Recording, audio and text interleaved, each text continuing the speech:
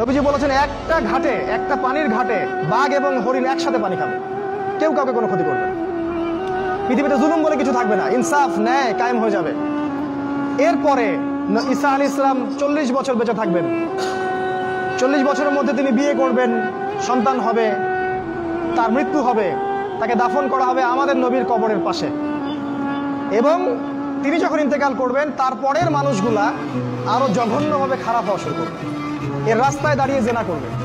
আর এই মানুষগুলোর উপরে হঠাৎ একদিন সকালবেলা সূর্য পশ্চিম দিক থেকে উঠে যাবে এবং একটা লোকমা মুখে তোলার জন্য মানুষ মুখে নিবে, মুখে তুলতে পারবে না, তার আগে কিয়ামত হয়ে যাবে। পানি খাওয়ার গ্লাস উঠাবে, পানি পান করার আগেই কিয়ামত হয়ে যাবে।